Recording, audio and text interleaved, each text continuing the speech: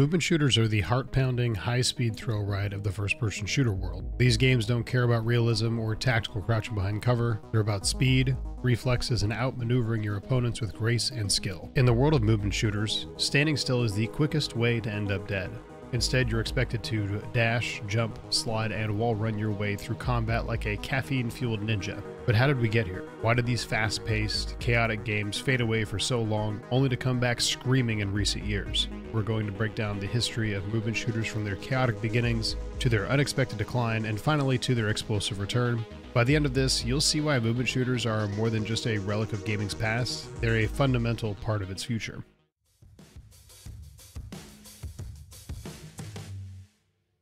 To understand how movement shooters became a thing, we need to go back to the mid-1990s and the release of Quake in 1996. Quake wasn't just another FPS, it was a revolution. Developed by id Software, Quake was one of the first games to feature fully 3D environments and player models. But its real legacy came from something the developers didn't plan. Quake's physics engine had a few quirks. Players soon discovered that by jumping and strafing at the right moments, they could move faster than intended. Enter the era of bunny hopping and strafe jumping, advanced techniques that transformed movement into a skill that can make or break your game. In Quake, you weren't just running from point A to point B, you were flying across the map, outmaneuvering your enemies at breakneck speeds. What made Quake stand out was that this movement wasn't a gimmick, it became a core part of the gameplay. Mastering Quake wasn't just about being a good shot, it was about knowing how to move, how to chain together jumps to build momentum, and how to control the game's physics and maps to your advantage. But Quake didn't stand alone for very long. In 1998, Star Siege tribes, often simply just referred to as tribes, hit the scene, introducing another groundbreaking mechanic: skiing. In tribes, players could move at ridiculous speeds by skiing down hills and using jetpacks to maintain momentum. This wasn't just a cute trick, it became a key part of the game's strategy. Players who mastered skiing could zip across maps faster than anyone on foot, turning them into a nearly unstoppable force. The following year, Unreal Tournament came out swinging with its own unique take on fast-paced movement. Players could double dodge, leap, and use vertical space in ways that most other shooters didn't allow. Between Quake, Tribes, and Unreal Tournament, movement shooters had established themselves as a genre focused on pure speed and precision. The appeal of these games wasn't just about the shooting, it was about mastering the physics and turning the entire map into your personal playground. These early games laid the foundation for everything that movement shooters would become. They showed players that moving fast wasn't just fun, it was a skill that could be mastered, and once mastered, it became a powerful weapon in its own right. As the 1990s drew to a close and the 2000s began, movement shooters entered their golden age. At the forefront were games like Quake 3 Arena and the Unreal Tournament sequels, two of the most influential franchises in competitive FPS history. These games took the mechanics introduced by their predecessors and refined them into a finely tuned art form. They weren't just about shooting, they were about outmaneuvering your opponent, using speed and precision to dominate the map. In Quake 3 Arena, every decision you made revolved around movement. Players who mastered bunny hopping, rocket jumping, and strafe jumping could control the pace of the game, dictating the flow of combat and positioning themselves to dominate the map. Matches became these high-speed chess matches where every single jump, every dodge, and every shot had to be perfectly timed to secure a win. Meanwhile, in the Unreal Tournament games, they were all about verticality, and used these intricate map layouts gave players the tools they needed to stay constantly in motion. Again, just like the first Unreal Tournament, it was not about hitting your shots, it was about controlling your momentum and positioning. These players didn't just know the maps, they knew how to use every single inch of them to their advantage.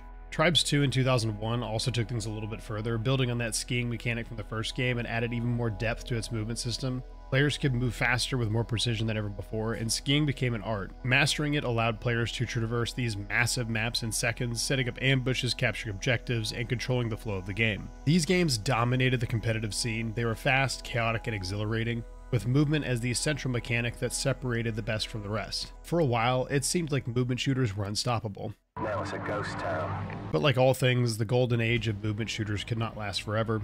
As the 2000s progressed, the FPS genre began to shift. Players and developers alike started to gravitate towards more tactical and grounded shooters that prioritized realism over speed. Games like Call of Duty and Battlefield began to dominate the market, and movement shooters, once the king of the FPS world, started to fade into the background. Call of Duty introduced slower, more methodical gameplay with an emphasis on cover-based shooting and regenerating health. Suddenly, it wasn't just about how fast you could move, it was about how well you could position yourself behind cover. Halo had already started this trend in the early 2000s, and by the time Call of Duty 4 Modern Warfare came out in 2007, it just took off. The writing was on the wall for movement shooters. Players around this time wanted tactical, military-style realism, and movement shooters, which were fast, chaotic, and almost surreal in their pacing, were pushed to the fringes. Games like Quake and Unreal Tournament, that were once titans of the FPS genre, saw their influence wane.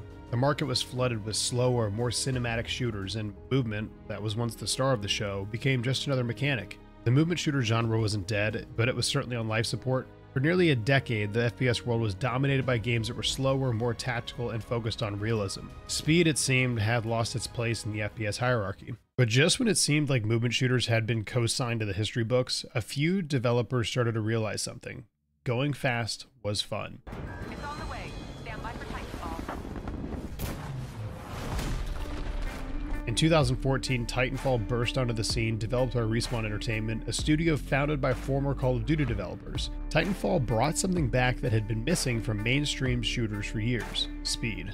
Titanfall introduced wall running, double jumping, and a level of vertical mobility that hadn't been seen in a mainstream game in a very, very long time. Players could chain together movements, running along walls and leaping across rooftops to get the drop on their enemies. It wasn't quite the same as Quake or Unreal Tournament, but it was a breath of fresh air in an industry that had become obsessed with tactical, cover-based gameplay. Though Titanfall didn't reach the commercial success of other FPS games, its legacy would be cemented with Titanfall 2 in 2016, which refined the movement mechanics even further. In Titanfall 2, you weren't just moving through the environment, you were gliding through it, chaining together wall runs, slides, and jumps in a way that made the entire map feel like a playground. The fluidity and speed of Titanfall 2 is a direct callback to the movement shooters of the past, and while it didn't take over the FPS world, it reminded players that fast-paced movement could be incredibly satisfying.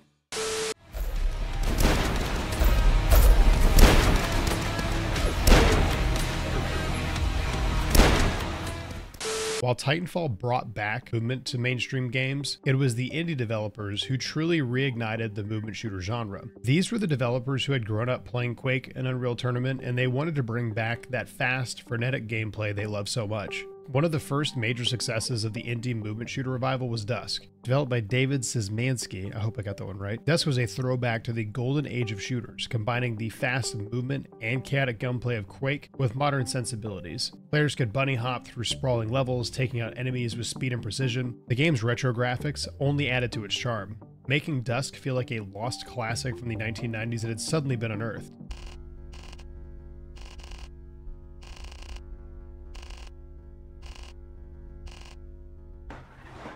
Around the same time ultrakill made waves in the indie scene, ultrakill took the movement mechanics of classic shooters and injected them with a shot of pure adrenaline. Players were encouraged to slide, dash, and wall jump their way through levels, chaining together kills with stylish movement combos. Every encounter in ultrakill was a test of speed and reflexes, with the game rewarding players for moving fast and shooting faster. It was a perfect blend of old school movement mechanics and modern design.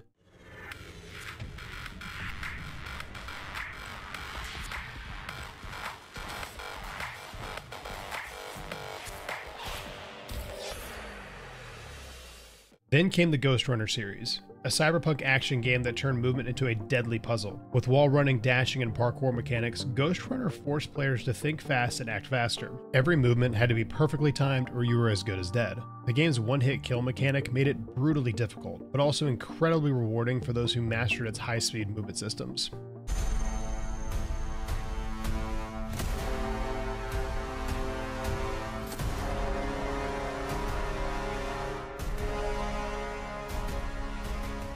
As indie developers led the charge, mainstream games also started to embrace movement mechanics once again. Apex Legends, developed by Respawn Entertainment, was set in the same universe as Titanfall and carried over the fast-paced movement that made Titanfall 2 so beloved. In Apex Legends, sliding, climbing, and using ziplines became key components of the gameplay, giving players the mobility they needed to outmaneuver their opponents in its large battle royale maps. Meanwhile, Doom Eternal arrived on the scene like a rocket-powered freight train. The Doom series had always been about fast, brutal combat, but Doom Eternal cranked the movement up to 11. Dashing, double jumping, and grappling became essential parts of the combat loop, forcing players to constantly stay in motion to survive the relentless onslaught of demons.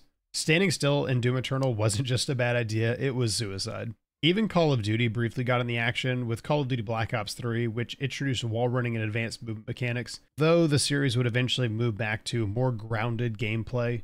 Black Ops 3 was a reminder that even the most mainstream shooters could benefit from a little bit of speed. And then there's Fortnite and Warzone. Now, while both games started with more tactical, grounded gameplay, recent updates have introduced more advanced movement mechanics, like sliding and sprinting. In Fortnite, players are encouraged to build vertically and use their surroundings to gain a mobility advantage, while in Warzone, sliding, slide canceling, and quick repositioning have become crucial to surviving its fast-paced and chaotic environment. The rise, fall, and revival of movement shooters is a testament to the fact that sometimes going fast is just more fun. From the accidental discovery of bunny hopping in Quake to the modern-day movement mastery of Doom Eternal and Apex Legends, movement shooters have always been more than just about shooting. They're about turning movement into a weapon. After fading into the background during the rise of more tactical, realism-focused shooters, movement shooters have made a triumphant return. Indie developers have resurrected the genre with titles like Dusk and Ultrakill, while mainstream games like Apex Legends and Doom Eternal have proven that speed, fluidity, and precision are still as relevant as ever in the FPS world.